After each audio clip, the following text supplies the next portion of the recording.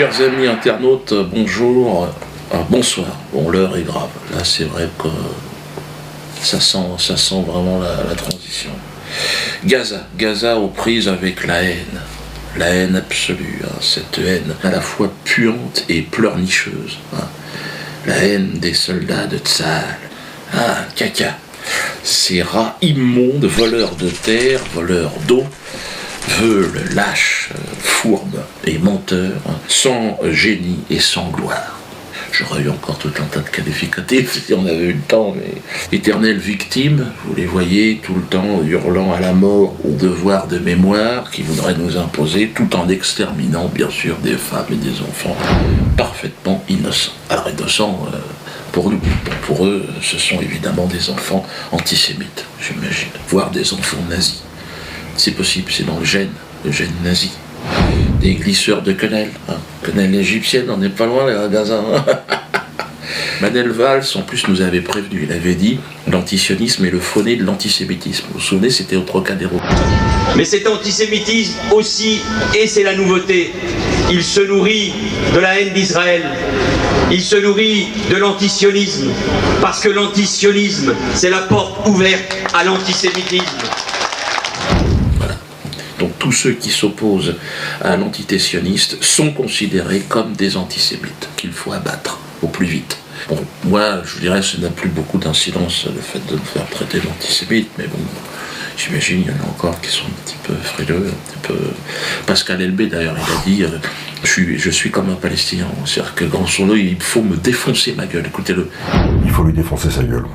Lui défoncer sa gueule. Ah, c'est exactement ce qui se passe en Israël, hein, Pascal. Ouais, il connaît bien le système, il faut défoncer la gueule, dès que t'es pas content, tu défonces la gueule du mec. Puis il aime bien son pays, là, Israël, parce qu'il en parle, il va faire des tours.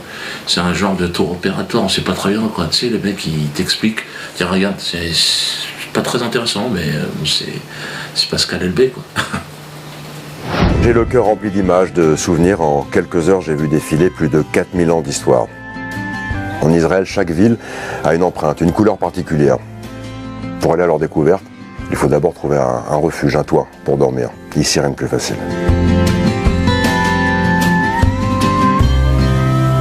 C'est cool, non? Oui, j'aime beaucoup. Pascal Elbé, tu peux le garder, ton entité sioniste, tu peux aller en vacances si t'aimes ça, mais nous on n'ira pas. On n'a pas du tout envie d'y aller. On préfère aller à Gaza, effectivement. Amis de l'arrière-garde de la République, soyons solidaires. Hein, solidaires et soutenons évidemment nos amis, nos frères de Palestine, qui sont eux l'arrière-garde de la... Même pas, ils sont l'arrière-garde de l'arrière-garde de l'arrière-garde de l'humanité. Hein. Ils sont juste après les chiens, les chats, ils sont considérés comme ça. Ils sont tout au fond du panier de la souffrance et de la tristesse. Alors comment soutenir nos frères palestiniens? Manifester. Oui, c'est une façon de faire. Bon, ça fait longtemps qu'on manifeste, mais bon, apparemment, là-bas, ils sont pas au courant. Enfin, toi, ça change pas grand-chose. Mais bon, c'est toujours bien, hein, ça mobilise un peu quand même. Moi, j'ai toujours été pour. Bon, là, j'y vais plus parce qu'après, ouais, c'est récupéré par les antisémites. Bon, on devrait pas foutre la merde.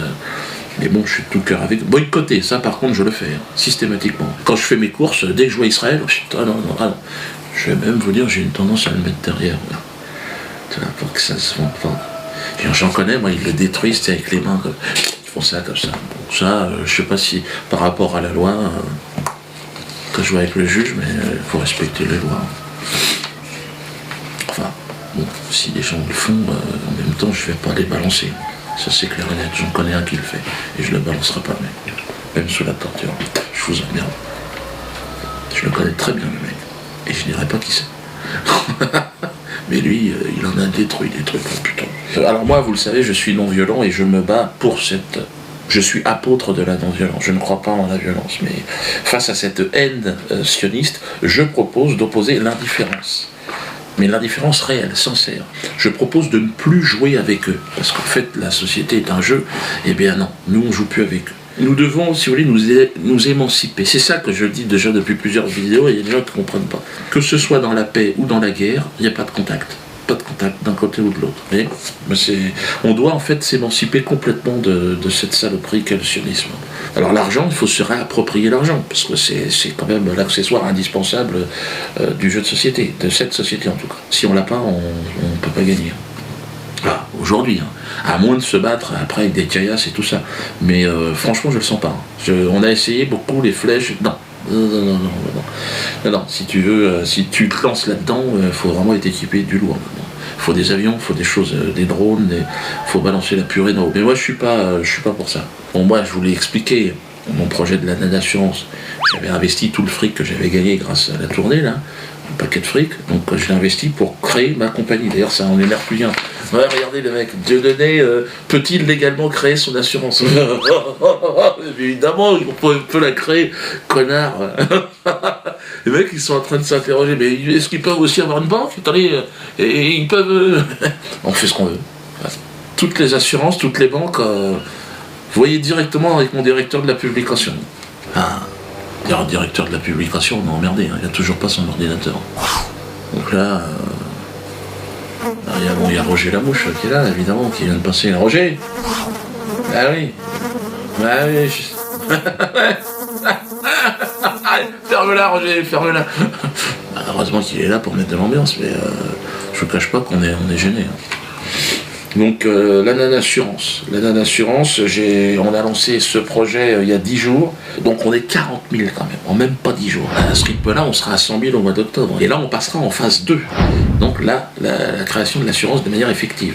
Alors quel lien entre la Nanassurance et Gaza? Vous allez dire, ouais, Dieudonné, qu'est-ce que tu nous racontes? Alors, attention. L'objet d'une assurance, c'est quoi déjà? Parce que je entends des gens un peu bavards, c'est quoi? C'est de garantir, voilà, les sinistres. Et il me semble que le plus gros sinistre moderne, c'est ce qui se passe sur la bande de Gaza. Et oui, et donc il y a une solidarité.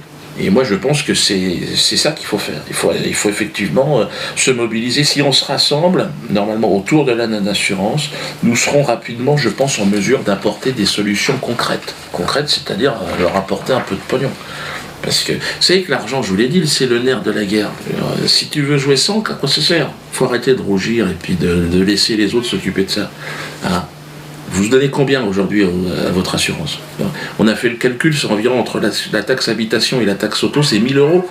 Vous vous rendez compte? Non, attendez les gars, autant qu'on se donne à nous-mêmes. Hein. Parce que là, je suis entouré aujourd'hui de spécialistes, hein, des gens qui sont dans les assurances, qui viennent, qui me conseillent. Ils disent, on peut le faire. Donc là, on a une grande réunion, là, début du mois d'août, deuxième semaine d'août, avec tout un tas de gens qui bossent dans les assurances et tout, pour concrètement qu'ils nous apportent, qu'ils m'indiquent un petit peu ce qu'il faut faire. Il y a des avocats, il y a tout le monde. Là, on a un staff, ils sont motivés. Imaginez quand on sera 1 million, ça fait 1 milliard. Donc rien que, tu vois. Donc là, c'est sûr qu'une petite aide concrète à Gaza, ça sera facile.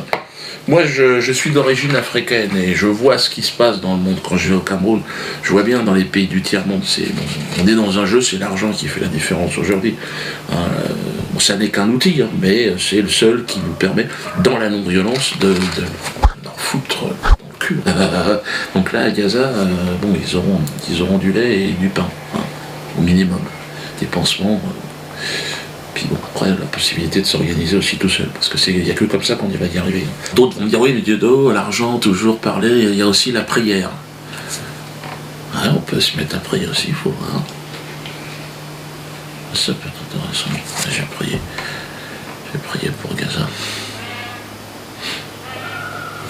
Pas si ça a changé grand-chose, enfin, envoyer un petit message. Dans 1 an, je pense qu'on sera en mesure d'apporter à peu près 1 million d'euros à Gaza, mais sûr et certain.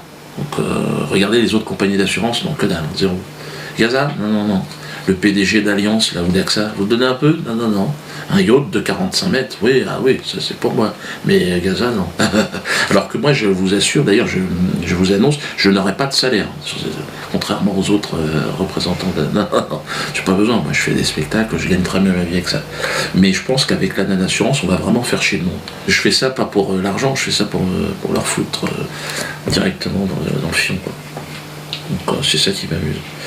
Donc pas de salaire pour moi, hein, pour l'assurance, ça c'est un engagement que je prends. Que vous dire de plus? Le 26 juillet aussi au Théâtre de la Main d'Or avec Laurent Louis, donc nous aurons une réunion pour parler, il y aura une conférence sur Gaza, hein, sur la Palestine. Donc vous êtes évidemment invités à vous y rendre. Je crois qu'il va y avoir du monde d'ailleurs. Mais bon, dans ce qui se passe à Gaza, je pense que c'est le moment charnière. Là, on est en train de tourner. Donc, bon, ben, ce que je propose, c'est évidemment de manifester aussi. Hein. Je vais organiser peut-être une petite manifestation, on va voir comment les choses tournent. Là, mais, non, on est sur le cul, hein, on n'est pas content. Normalement, on termine toujours sur une chanson, mais là, si, on va peut-être terminer sur Palestine. Je suis né ici, sur ce bord de Méditerranée, dans ce paradis ensoleillé. Palestine, Palestine. C'est ici que mon père, que mon grand-père et tous ceux d'avant sont enterrés dans la chair de ta terre Palestine. C'est dans la maison en ruine, là-bas, au milieu du champ d'olivier, c'est là que nous avons chanté, ri, dansé, vibré même, comme les cordes de cette guitare manouche.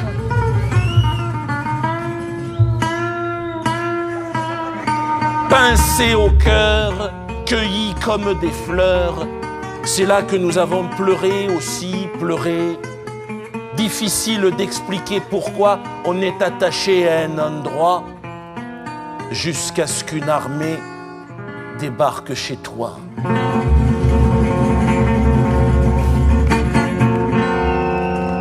Au début, ils ont tiré en l'air. Ça faisait du bruit, c'était gentil. Et puis après, ils ont tué mon père, et puis mon oncle, et puis mon frère. On fait brûler la maison, détruit jardins et plantations pour y installer leurs colons. Nous, femmes et enfants déportés jusqu'à ce camp de réfugiés, sale, froid, on y était entassés. Seul au loin, le son de cette guitare tzigane me donnait encore la force de résister, la force de respirer. Mélodie des gens du voyage, musique des déracinés, elle m'a fait oublier le mal. J'avais 10 ans, ça fait 12 ans, et me voilà maintenant, une bombe scotchée sur le bidon, aspirée dans ce grand siphon. Liberté pour toi, Palestine. Je vais vous faire danser, joyeux colons, sur le son de mon canon. Aujourd'hui, je suis chef d'orchestre, réglant ma note sur celle du temps. Ce temps gitan sur lequel je virevolte encore, en joyeux papillon. J'arrive, frissonnant destin, tel un coup de cymbale, ponctuant les violons Yéma. Palestine, tu me vois descendre de l'autocar au milieu de tous ces regards. Il y a mon cœur, il y a la peur, il y a ce son de guitare. Anonyme passant, je souris à l'enfant, et puis au milieu de la rue, je te vois, belle inconnue, c'est toi, je t'ai choisi. Vais-je te prendre par la taille et faire danser nos entrailles? J'entends d'ici les cris d'effroi déchirer le silence, provoqués par ce doigt. Il y a mon souffle qui s'accélère, manque d'oxygène, ton regard qui me fixe, tu comprends, ton sac qui tombe, la pomme qui roule. Reculez, il est trop tard, petite. Il y a mon doigt qui se crispe, puisqu'on ne peut vivre tous les deux. Crèvons ensemble, Palestine.